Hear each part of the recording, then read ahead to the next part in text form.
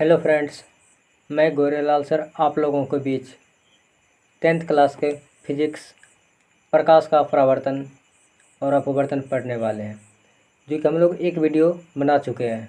तो please guys आप पहला वीडियो देख लें ताकि आपको ये वीडियो समझ में आए। तो पहला हम वीडियो में क्या देखे थे गाइज, दर्पण के बारे में पढ़े थे।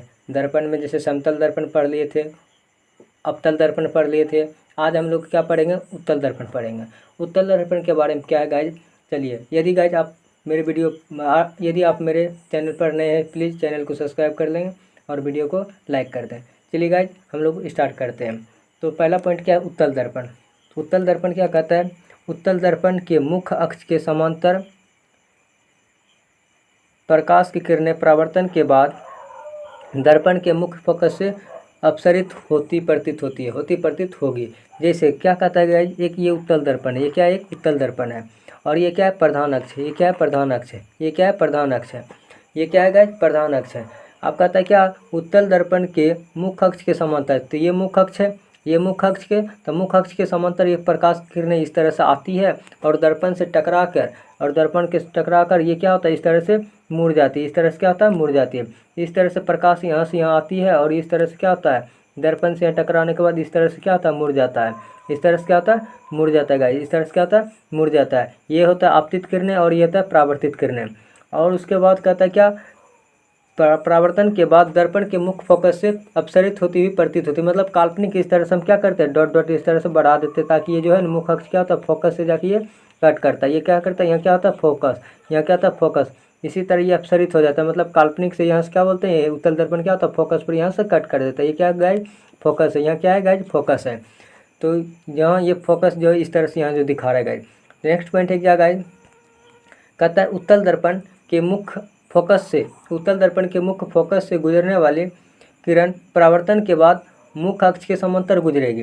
कहता है क्या गाइज, उत्तल दर्पण के फोकस से गुजरने वाली किरण परावर्तन के बाद मुख्य अक्ष के समांतर गुजरेगी। तो चलिए गाइज इसको भी समझते हैं। तो ये क्या है गाइज, ये गाइज क्या है, उत्तल दर्पण। ये क्या है गाइज, उत्तल दर्पण। ये क्या है गाइज, उत्तल दर्पण है। ये क्या है, उत्तल दर्पण। अब उत्तल दर्पण में गाइज क्या करना है, अब यहाँ से बोला क्या गाइज, उत्तल दर्पण के मुख्य फोकस से गुजरने वाले, तो यहाँ से मान लेते हैं प्रधान अक्ष। ये क्या है, प्रधान अक्ष। ये मुख्य अक्ष है। ये क्या है, मुख्य अक्ष है। और यहाँ उसका क्या है, मान लेते हैं यहाँ क्या है, फोकस है। यहाँ क्या है गाइज, फोकस है। यहाँ क्या है गाइज, फोकस है। अब इससे क्या करना है गाइज, कहता है क्या, एक प्रकाश की किरणें जब इस तरह से फोकस की तरफ आता है, जब प्रकाश की किरणें इस तरह से फोकस की तरफ आता है और ये इस तरह से जब प्रकाश की किरणें फोकस की तरफ आता है, तो ये दर्पण पर परावर्तन के बाद ये क्या होता है, मुख्य अक्ष के समांतर इस तरह से निकल जाती है। मुख्य अक्ष के समांतर इस तरह से निकल जाती है और इससे क्या करते हैं, ये जो परावर्तित किरणें आपतित किरणें जब ये इस दर्पण से टकराती है और इस तरह से ये इधर मुड़ जाती है मुख्य अक्ष के समांतर। मुख्य अक्ष के क्या होता है, समांतर ये निकल जाती है और इसी को जब डॉट डॉट आगे बढ़ाएं तो ये गाइज क्या होता है, फोकस से इस तरह से आपतित होती है, प्रतीत होती है, ये काट सकती है इस तरह से। यही गाइज इसमें बोला है। नेक्स्ट पॉइंट है क्या गाइज,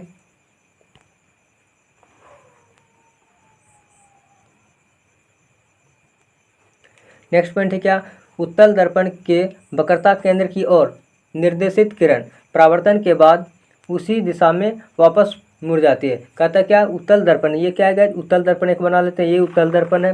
कहता है उत्तल दर्पण की वक्रता केंद्र की ओर निर्देशित, तो ये मान लेते हैं ये प्रधान अक्ष। ये क्या गाइज, प्रधान अक्ष है, प्रधान अक्ष। और कहता है वक्रता केंद्र की ओर निर्देशित, तो यहाँ होता है फोकस, मान लेते हैं यहाँ गाइज क्या होता है, फोकस। यहाँ मान लेते हैं वक्रता केंद्र। यहाँ क्या होता है, वक्रता केंद्र। यही वक्रता केंद्र की ओर प्रकाश किरणें इस तरह से आपतित होती है। वक्रता केंद्र की ओर प्रकाश किरणें इस तरह से आपतित होती है।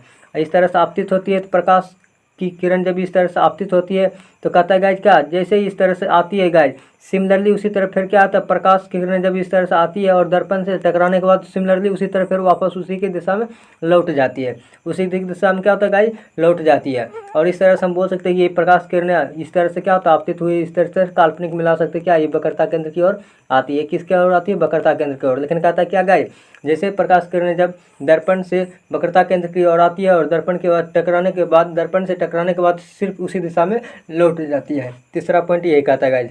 नेक्स्ट पॉइंट क्या कह रहे गाइज, उत्तल दर्पण के बिंदु P की ओर मुख्य अक्ष से तिर्यक दिशा में आपतित किरण तिर्यक दिशा में ही परावर्तित होती है।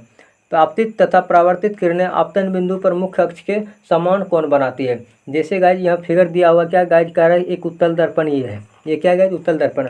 और ये उसका क्या है, प्रधान अक्ष या मुख्य अक्ष है। ये उसका क्या है, मुख्य अक्ष। और यहाँ क्या होता है, फोकस होता है। यहाँ क्या होता है गाइज, यहाँ फोकस होता है। और यहाँ क्या होता है, वक्रता केंद्र। यहाँ क्या होता है गाइज, वक्रता केंद्र। कहता है क्या गाइज, उत्तल दर्पण के बिंदु पी से, उत्तल दर्पण के बिंदु पी से, पी कहाँ होता है गाइज, यहाँ क्या होता है, पोल, इसी को बोलते हैं पी। यहाँ क्या होता है गाइज, यहाँ पोल होता है। यहाँ क्या होता है, पी होता है। यहाँ क्या होता है गाइज, पी। कहता है इस पी से, कहता है उत्तल दर्पण के बिंदु पी से मुख्य अक्ष के एक तिर्यक, तो मुख्य अक्ष से तिर्यक दिशा में मतलब इस कोना कोने इस तरह से आता है। तो इस तरह से प्रकाश किरणें इस पी पर आती है। इस पी पर यहाँ क्या गया, पी, तो इस तरह से पी पर आती है प्रकाश किरणें। कहता है क्या, परावर्तित किरणें मतलब आपतित किरणें तिर्यक की दिशा में ही परिवर्तित, मतलब जिस तरह से आती है उसी तरह से ऐसे मुड़ जाती है। ऐसे क्या होता है, इस तरह से मुड़ जाती है। ये आपतित किरणें हैं और ये क्या गैस, परावर्तित किरणें हैं। और ये जितना कोण बनाते हैं, ये अगर यहाँ कोण आई बनाता है तो यहाँ कोण कितना बनाएगा, आर बनाएगा। यहाँ कोण क्या बनाएगा, आर बनाएगा। यहाँ कोण क्या बनाएगा, आर। यही कोण आई बराबर कोण आर होता है। तो यही गाइज इस फिगर में समझाया गया है। नेक्स्ट पॉइंट है क्या गाइज,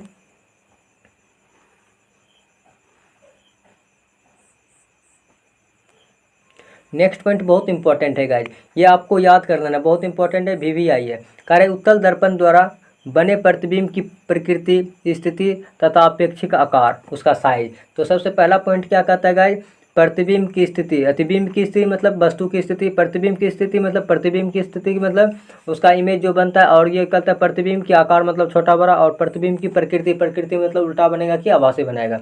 सबसे पहला कहता है क्या पॉइंट, जब उत्तल दर्पण में वस्तु कहाँ पर स्थित हो, जब उत्तल दर्पण में वस्तु कहाँ पर स्थित हो, अनंत पर, तो उसका प्रतिबिंब कहाँ बनेगा। जब वस्तु अनंत पर स्थित होता है तो उसका प्रतिबिंब कहाँ बनता है, फोकस पर, दर्पण के पीछे। फोकस पर बनेगा लेकिन दर्पण के कहाँ बनेगा, पीछे बनेगा। और वस्तु का आकार क्या होगा, बहुत छोटा, जो कि बिंदु के समान होता है। बहुत छोटा रहेगा जो कि बिंदु के समान जैसा होगा। और उसका प्रतिबिंब की प्रकृति कैसा रहेगा, आभासी तथा सीधा, मतलब काल्पनिक और सीधा बोल सकते हैं। तो ये गाइज था। दूसरा पॉइंट क्या है गाइज, कार्य कि जब वस्तु कहाँ हो, अनंत और दर्पण के ध्रुव के बीच हो। जब वस्तु अनंत और दर्पण के ध्रुव के बीच स्थित हो तो उसका प्रतिबिंब कहाँ बनता है, कहता है ध्रुव और फोकस के बीच बनता है। कहाँ बनता है, ध्रुव और फोकस के बीच बनता है। दर्पण के कहाँ, पीछे। दर्पण के कहाँ, पीछे। ध्रुव और फोकस के बीच बनता है और दर्पण के कहाँ बनेगा, पीछे। और प्रतिबिंब की आकार कैसा रहेगा, छोटा। प्रतिबिंब का आकार कैसा रहेगा, छोटा रहेगा। कैसा रहेगा, छोटा रहेगा। और उसका प्रकृति कैसा रहेगा, आभासी और सीधा। आभासी और सीधा। उसी को नीचे में क्या आरेख द्वारा मतलब ग्राफ द्वारा दर्शाया गया है। तो उसी को ग्राफ में देखते हैं गाइज क्या है,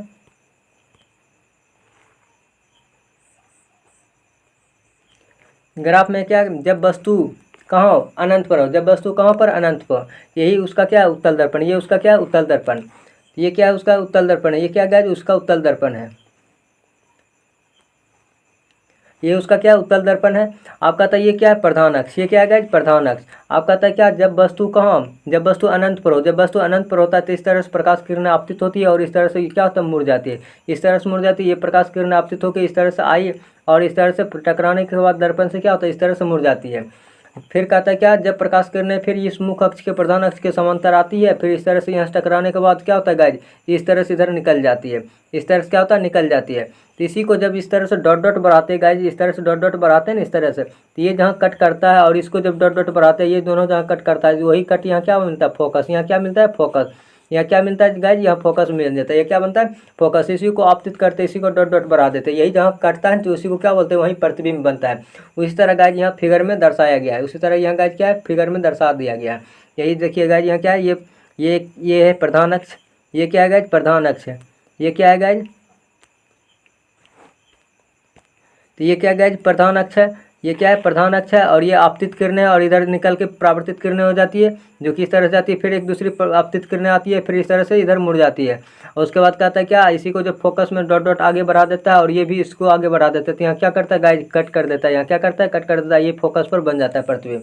उसी तरह उधर हम क्या पढ़े थे गाइज, उसमें हम क्या पढ़े थे, जब वस्तु कहाँ हो, अनंत पर हो, तो कहाँ बनता है उसका प्रतिबिंब। कहाँ बनता है गाइज, प्रतिबिंब दर्पण, फोकस पर बनता है। और दर्पण के कहाँ बनता है, पीछे। दर्पण का कहाँ बनता है, पीछे। जैसे यहाँ पीछे में दिखाया गया, ये पीछे है। ये क्या है गाइज, ये दर्पण का पीछे। ये क्या है, दर्पण का पीछे है। ये दर्पण का आगे कहलाएगा। ये उसका क्या है, वस्तु। ये क्या है, उसका वस्तु है। यहाँ जो बना वो प्रतिबिंब बना, उसका क्या है, इस वस्तु के यहाँ फिगर बन गया, जो कि एक बिंदु के समान के जैसा और बहुत छोटा है। नेक्स्ट कहता क्या, जब वस्तु कहाँ स्थित हो, अनंत और ध्रुव के बीच। जब वस्तु कहाँ हो, अनंत और ध्रुव के बीच हो। ये क्या, दर्पण का ध्रुव है। ये क्या, दर्पण का ध्रुव है। और वस्तु अनंत कहाँ होता है, मान लेती है अनंत इधर है और ध्रुव, अनंत और ध्रुव के बीच में वस्तु यहाँ ले लिया, यहाँ वस्तु ले लिया जब वस्तु से आपतित किरणें इस तरह से जाती है और ऐसे करके इधर मुड़ जाती है, जब आपतित किरणें इस तरह से जाती है और इसको जब डॉट डॉट को आगे करके बढ़ाता है तो क्या करता है गाइज, एक फिर प्रकाश किरणें दूसरे जो है ना इस तरह से वक्रता केंद्र से होकर गुजरती है। तो जैसे यहाँ हम फिगर बना के दिखाते हैं गाइज, जैसे मान लीजिए क्या ये उत्तल दर्पण, ये क्या गाइज, ये उत्तल दर्पण है और ये क्या है, प्रधान अक्ष है, ये क्या है गाइज, प्रधान अक्ष है। तो कहता है क्या गाइज, एक प्रकाश किरणें इस तरह से आती हुई प्रतीत होती है दर्पण की ओर और ये परावर्तन होकर क्या होता है, इस तरह से लौट जाती है। ये अब मतलब मुख्य अक्ष के समांतर आती है और इस तरह से दर्पण से टकराने के बाद इस तरह से मुड़ जाती है। इसी को जब आगे डॉट डॉट बढ़ाते गाइज, इसी को जब आगे डॉट डॉट बढ़ाते हैं, इसी को जब आगे डॉट डॉट बढ़ाते तो इस तरह से ये कट करके कहाँ से निकलता है, फोकस से निकलता है। कहाँ से निकलता है गाइज, फोकस से निकलता है। लेकिन फिर कहता है क्या, यहाँ एक वस्तु है, यहाँ क्या अनंत पर एक वस्तु है, इस अनंत से एक फिर वस्तु से, इसी वस्तु से एक दूसरी प्रकाश किरणें जो निकलती है वो क्या होता है, वक्रता केंद्र से गुजरती है। किससे गुजरता है गाइज, वक्रता केंद्र से। किससे गुजरती है, वक्रता केंद्र से। यहाँ मान लेते हैं वक्रता केंद्र है, यहाँ क्या है गाइज, वक्रता केंद्र है, यहाँ क्या है, वक्रता केंद्र है। जब इसी से एक वक्रता केंद्र से ये जब यहाँ से गुजरेगा वक्रता केंद्र से, ये जो कट करता है ना यहाँ, यही जो कट किया ना गाइज, यहाँ जो कट किया, इसी कट पर क्या बन गया, प्रतिबिंब। इसी कट पर क्या बन गया, यहाँ प्रतिबिंब बना, जो कि यहाँ फिगर में दिखा रहा है। ये जो ए डैश बी डैश यहाँ जो बना हुआ है, यहाँ क्या गाइज, ए डैश बी डैश बना है, वही क्या है, उसका प्रतिबिंब, वही क्या है, प्रतिबिंब। नेक्स्ट गाइज क्या है, आप नोट डाउन करते जाइए गाइज, बहुत इंपॉर्टेंट है। उसके बाद नेक्स्ट पॉइंट क्या है गाइज, नेक्स्ट पॉइंट कहता है क्या, दर्पण, उत्तल दर्पण का उपयोग।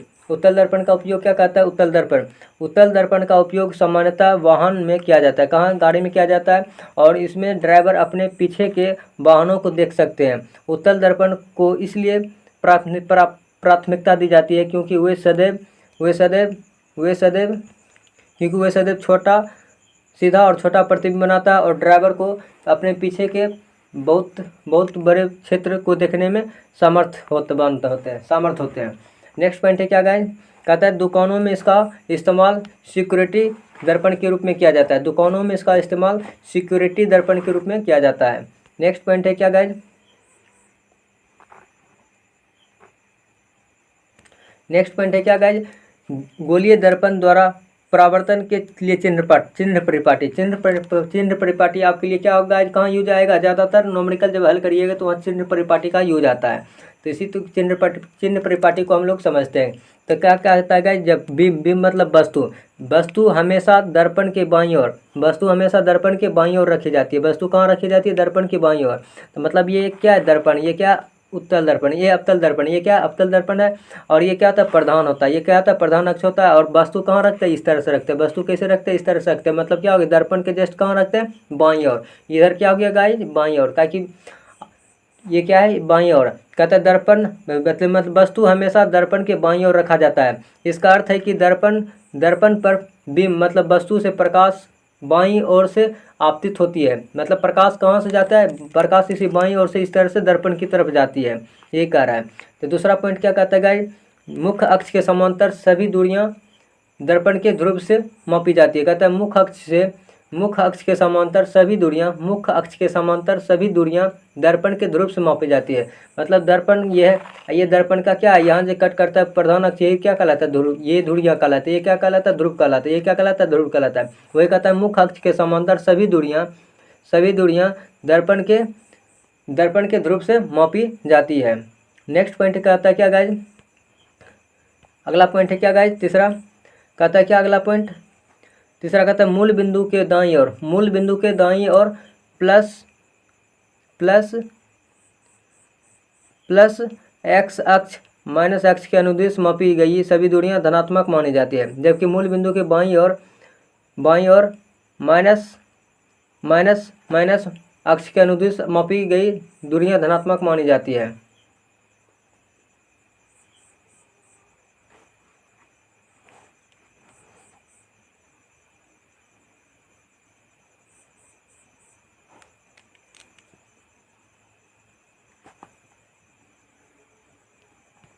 तो यहाँ गोलीय दर्पण का सब अगला पॉइंट क्या है गाइज, गोलीय दर्पण द्वारा परावर्तन के चिन्ह परिपाटी। इसी चिन्ह परिपाटी का ये 5 पॉइंट जो लिखा हुआ है ये इसका फिगर में यह दर्शाया गया है। यहाँ पे फिगर में क्या किया गया है, दर्शा दिया गया है। इसी फिगर को हम लोग समझते हैं, इस फिगर में हम लोग समझते हैं। इस फिगर में क्या दिया गया है, तो ये एक क्या उत्तल दर्पण, ये समझिएगा, ये क्या है, एक उत्तल दर्पण है। ये क्या है, ये सॉरी, ये गाइज क्या है, अवतल दर्पण। ये क्या है गाइज, अवतल दर्पण है। इस अवतल दर्पण का क्या है, ये प्रधान अक्ष, ये क्या है, प्रधान अक्ष है। ये इसको मान लिया क्या, एक्स डैश, इधर क्या मान लिया, एक्स मान लिया, इधर क्या मान लिया गाइज, इधर ऊपर में मान लेते हैं वाई, और नीचे क्या आ जाएगा गाइज, वाई डैश। इसी तरह माना गया है एक्सिस की तरह। अब कहता है क्या, बस अब यहाँ से समझना फिगर में गाइज, ये कह रहा है क्या, यहाँ जो दिखा है ये ए बी, ये ए बी क्या है, ये जो ए बी है ये क्या है, ए बी वस्तु की दूरी है। ए बी क्या है, वस्तु की दूरी है। ए बी क्या है गाइज, वस्तु की दूरी है। ए बी क्या है, वस्तु की दूरी है। ए बी क्या है, वस्तु की दूरी। तो कहता है ऊंचाई ऊपर की ओर, अगर वस्तु की दूरी ऊपर की ओर रहेगा तो उसका क्या, धनात्मक की ओर, धनात्मक लेना है। मतलब कहता है क्या, प्रधान अक्ष के जब ऊपर में रहेगा, मतलब सीधा जब वस्तु रहेगा तो धनात्मक की ओर लेगा उसका प्रतिबिंब। फिर कहता है क्या, जब वस्तु प्रतिबिंब जब नीचे बनेगा, जब नीचे की ओर बनेगा तो उसका नियम, उसका चिन्ह क्या लेना, उस जब ऊंचाई के नीचे की ओर लेगा तो उसका माइनस लेना है। उसके लिए क्या लेना है, माइनस लेना है। उसके लिए क्या लेना है, माइनस लेना है। जब कहता है वस्तु, जब कहता है मुख्य अक्ष से जब बाईं ओर की दूरी जाएगा, जब बाईं ओर से दूरी जाएगा, जब मुख्य अक्ष से बाईं ओर जाएगा तो उसमें क्या लेना है गाइस, माइनस लेना है। क्या लेना है, माइनस लेना है। जब वस्तु मतलब प्रधान तो ध्रुव से दाईं ओर की दूरी जब जाती है तो उसको क्या लेते हैं, धनात्मक लेते हैं। उसको क्या लेते हैं, धनात्मक लेते हैं। उसको क्या लेते हैं, धनात्मक लेते हैं। तो गाइस इस तरह से याद रखना है। तो क्या दिया था गाइस, जब वस्तु ऊपर की ओर जो जब वस्तु ऊपर की तरफ हो तो उसको में क्या लेते हैं, प्लस लेते हैं। जब प्रतिबिंब उसका अगर नीचे मतलब उल्टा बनेगा तो उसमें क्या लेना है, माइनस लेना है। और कहता है क्या, जब और उसी में क्या कहता है, जब दर्पण के ध्रुव से दूर जाती है तो उसको क्या करते हैं, उसमें माइनस लेते हैं। जब दर्पण से दाईं की ओर जाती है तो उसमें क्या लेते हैं, प्लस लेते हैं। उसमें क्या लेते हैं, प्लस लेते हैं। तो गाइज यही था चिन्ह परिपाटी। जैसे यह नेक्स्ट पॉइंट कहता है क्या, वस्तु की दूरी मतलब यू हमेशा क्या होता है, पॉजिटिव, अति यू हमेशा क्या होता है, ऋणात्मक। यू क्या होता है, हमेशा ऋणात्मक। यू क्या होता है, हमेशा ऋणात्मक होता है। क्या कि यहाँ से बता रहे ध्रुव से हमेशा किसी भी दूरी को क्या मानते हैं, ध्रुव से क्या है, यहाँ से वस्तु है, ये वस्तु है, ये यहाँ से इसका क्या दूरी है, इसी दूरी को हमेशा क्या होता है, ऋणात्मक लेते हैं। कहता है बीम की दूरी यू, बीम की दूरी को हमको यू से डिनोट करते हैं, वो हमेशा कैसा होता है, ऋणात्मक। नेक्स्ट कहता है क्या, अवतल दर्पण की फोकस दूरी हमेशा क्या होती है, ऋणात्मक होती है। अवतल दर्पण की फोकस दूरी क्या होता है, हमेशा ऋणात्मक होती है। नेक्स्ट पॉइंट कहता है क्या, उत्तल दर्पण की फोकस दूरी हमेशा क्या होता है, धनात्मक। उत्तल दर्पण की फोकस दूरी हमेशा क्या होती है, धनात्मक। याद कर लीजिए गाइज। दर्पण का सूत्र नीचे दिया हुआ है गाइज, क्या है, दर्पण का सूत्र नीचे आपको दिया हुआ है। दर्पण का सूत्र क्या दिया गाइज, तो बोलता है क्या, दर्पण सूत्र क्या होता है, 1/v प्लस 1/u बराबर क्या, 1/f बराबर 1/f। तो यहाँ v क्या होता है गाइज, प्रतिबिंब की दूरी, u क्या होता है, वस्तु की दूरी, और f क्या होता है, फोकस दूरी। f क्या होता है, फोकस दूरी। आपको यह याद कर लेना ताकि इस पर न्यूमेरिकल दिया जाता है गाइज ऑब्जेक्टिव में। आवर्धन कहता है क्या, गोलीय दर्पण द्वारा उत्पन्न हुआ अपेक्षिक विस्तार जिससे ज्ञात होता है कि कोई प्रतिबिंब बिंब की अपेक्षा कितना गुना आवर्धित होता है। इससे प्रतिबिंब की ऊंचाई तथा वस्तु की ऊंचाई के अनुपात के रूप में व्यक्त किया जाता है। एक तरह से हम बोल सकते हैं कि आवर्धन बराबर क्या, प्रतिबिंब की ऊंचाई और वस्तु की ऊंचाई के अनुपात को क्या बोलते हैं, आवर्धन। क्या बोलते हैं, प्रतिबिंब की ऊंचाई और वस्तु की ऊंचाई के अनुपात को क्या बोलते हैं, आवर्धन बोलते हैं। जो कि हमको पता है, प्रतिबिंब की ऊंचाई और वस्तु की ऊंचाई के अनुपात को क्या बोलते हैं, आवर्धन बोलते हैं। इस तरह से आपको याद कर लेना है। जैसे यहाँ m बराबर क्या दिया है, m आवर्धन को m से डिनोट करता है। ऊपर में क्या लिखा है, प्रतिबिंब की ऊंचाई h डैश और बिंब की ऊंचाई मतलब वस्तु की ऊंचाई h बन रहा है। या इसी में क्या लिखा है, hi और h नोट। क्या लिया, hi और h नोट। वही m को m बराबर आप लिख सकते क्या, -u बटे कितना, अच्छा माइनस भी बटे कितना u, u। क्या कि यहाँ अभी गाइज क्या पड़े, प्रतिबिंब की ऊंचाई, प्रतिबिंब को किससे डिनोट करते हैं, u, v से। क्या किससे डिनोट करते हैं, v से। और वस्तु की दूरी किससे डिनोट करते हैं, u से। तो इसी तरह यहाँ गाइज लिख दिया फार्मूला। आप फार्मूला याद कर लीजिएगा, आवर्धन बराबर। जैसे यहाँ से गाइज क्या दिखा रहा है, इसका विस्तार यहाँ दिखा रहा है क्या, यहाँ से दिखा रहा है क्या, यदि m धनात्मक हो, यदि m इंपॉर्टेंट है गाइज, याद कर लीजिएगा। यदि m धनात्मक हो मतलब आवर्धन धनात्मक हो तो प्रतिबिंब वास्तविक होता है। कैसा होता है, प्रतिबिंब वास्तविक होता है। कहता है यदि m तो कहता है यदि m ऋणात्मक हो, यदि m ऋणात्मक हो तो प्रतिबिंब कैसा बनता है, वास्तविक बनता है। यदि m धनात्मक हो, यदि m धनात्मक हो मतलब पॉजिटिव हो तो प्रतिबिंब कैसा बनता है, काल्पनिक बनता है। याद कर लीजिएगा। यदि H1 H0 यदि H1 H0 बराबर हो या और ये बराबर हो तो M1 तो m बराबर क्या बोल सकते हैं, m बराबर 1, या बोल सकते हैं m का मान यदि 1 हो तो प्रतिबिंब का आकार क्या होता है, वस्तु के आकार के बराबर होता है। यदि m का मतलब आवर्धन का मान यदि 1 हो जाए तो बोलेंगे क्या, प्रतिबिंब का आकार वस्तु के आकार क्या होता है, बराबर होता है। तो यहाँ से हम फिर आगे बोल सकते हैं यदि m का मान 1 से अधिक हो, यदि m का मान क्या 1 से अधिक हो। नेक्स्ट पॉइंट कहता है क्या, यदि m का मान 1 से अधिक हो तो प्रतिबिंब क्या होता है, वस्तु से बड़ा बनता है। प्रतिबिंब क्या होता है, वस्तु से बड़ा बनता है। नेक्स्ट कहता है क्या, यदि m का मान 1 से छोटा हो, यदि m का मान 1 से छोटा हो तो क्या होता है, प्रतिबिंब वस्तु से क्या होगा, छोटा होगा।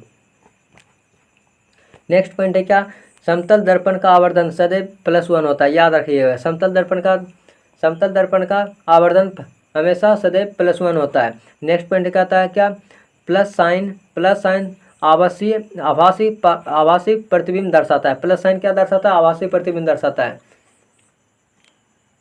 1 दर्शाता है क्या, 1 दर्शाता है कि प्रतिबिंब का आकार वस्तु के आकार के बराबर होता है। 1 दर्शाता है क्या, प्रतिबिंब का आकार वस्तु के आकार के बराबर होता है। उसी तरह गाइस यहाँ क्या है, यदि m पॉजिटिव हो तो, यदि m पॉजिटिव हो और m 1 से छोटा हो तो दर्पण उत्तल है। क्या है, दर्पण उत्तल। यदि m पॉजिटिव हो और यदि m 1 से छोटा हो, यदि m पॉजिटिव हो और 1 से छोटा हो तो दर्पण कैसा रहेगा, उत्तल दर्पण रहेगा। दूसरा पॉइंट कहता है क्या, यदि m पॉजिटिव हो और m 1 से अधिक हो तो क्या, कौन सा दर्पण होगा, अवतल दर्पण होगा। यदि m निगेटिव हो, यदि m निगेटिव हो तो दर्पण कैसा होगा, अवतल दर्पण होगा। कैसा होगा, अवतल दर्पण। तो नेक्स्ट गाइज का नेक्स्ट वीडियो हम लोग कल मानव नेत्र लेकर आएंगे गाइज। तो आप लोग उत्तल दर्पण, अवतल दर्पण इस तरह से और समतल दर्पण मतलब प्रकाश के परावर्तन और अपवर्तन वीडियो हम लोग पढ़ चुके गाइज। तो प्लीज़ गाइज आप लोग इसका क्या करें, कॉपी में नोट्स बना लें ताकि आप लोग ऑब्जेक्टिव और 2 नंबरिया या 5 नंबरिया जो भी हो इस तरह से आप बना सकते हैं गाइज। तो चलिए गाइज नेक्स्ट वीडियो में मिलते हैं। हम लोग आते हैं मानव नेत्र जब लेकर आएंगे गाइज, उस वीडियो में मिलते हैं। तो गाइज आप लोग वीडियो को लाइक कर दीजिएगा।